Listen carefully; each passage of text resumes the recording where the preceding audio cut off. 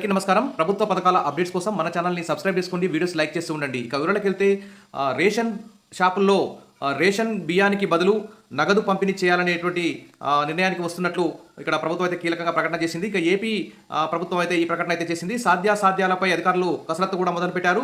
మరి కేంద్రం ఏ విధంగా సహకరిస్తుంది అంటూ త్వరలోనే ప్రభుత్వానికి కూడా నివేదిక ఇవ్వనున్నారు. ఇక రేషన్ మాఫియాకు చెక్ పెట్టాలని ఏపీ ప్రభుత్వం అయితే కృతనిశ్చయంతో ఉంది. ఇక ప్రజా పంపిణీ వ్యవస్థలో కీలక మార్పులు చేస్తున్న కూటమి ప్రభుత్వం మరో కీలక నిర్ణయం దిశగా అధ్యయనం చేస్తుంది.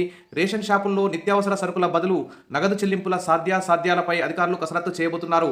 గతంలో ఈ తరహా విధానాలు ఏవైనా రాష్ట్రాలు అమలు చేశాయా, ఇప్పటికీ కొనసాగుతున్నాయా, ఒకవేళ మరి రేషన్ సరుకులకు బదులు నగదు బదిలీ అంశాన్ని అమలు చేస్తే ఎదుర్కొన్న లోటుపాట్లు ఏంటి అనే అంశాల మీద అధికారులు అయితే సమాచారాన్ని సేకరిస్తున్నారు.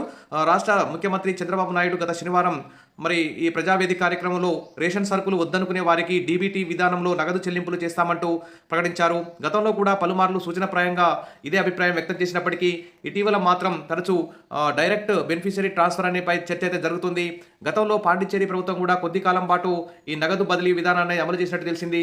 అయితే అమలులో పలు సమస్యలు తలెత్తడంతో ఆ ప్రభుత్వం ఆ పథకాన్ని అయితే రద్దు చేసింది.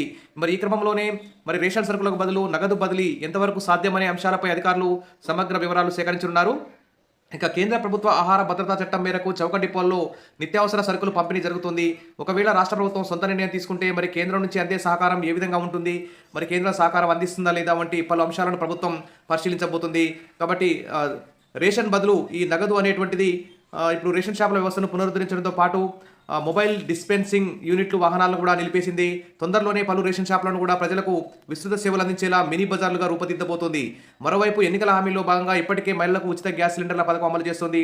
ఈ క్రమంలోనే డీబీటీ విధానంలో నగదు చెల్లింపులపై ఆలోచన అయితే వస్తుంది. రాష్ట్రంలో రేషన్ మాఫియాకు చెక్ పెట్టడానికే ప్రభుత్వం ఈ చర్యలు తీసుకోబోతున్నట్లు తెలుస్తోంది. ఇక అక్రమ రేషన్ బియ్యం తరలింపుకు అడ్డుకట్ట వేయడానికి ఈ నగదు బదిలీ పథకం ఉపయోగపడుతుందని చెప్పి కూడా ప్రభుత్వం అయితే భావిస్తుంది.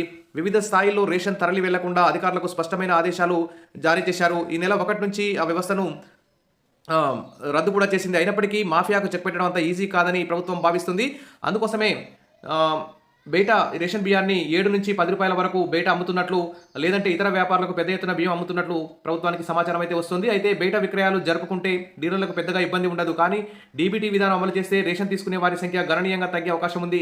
ఇదే జరిగితే డీలర్లపై నిర్వహణ భారం పెరగడమే కాక ఆదాయం కూడా తగ్గుతుంది. అప్పుడు డీలర్ల వ్యవస్థకు ఇబ్బందులు తప్పవు.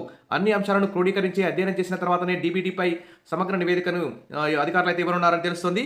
దీని మీద మీ కామెంట్ సెక్షన్లో పెట్టండి. రేషన్ సరుకులు కావాలా, డైరెక్ట్గా నగదు బదిలీ కావాలనే అంశం మీద కూడా మీ కామెంట్ పెట్టండి. Wish all the best. మరిన్ని అప్డేట్స్ కోసం మన ఛానల్ని సబ్స్క్రైబ్ చేసుకోండి, వీడియోస్ అయితే లైక్ చేస్తూ ఉండండి.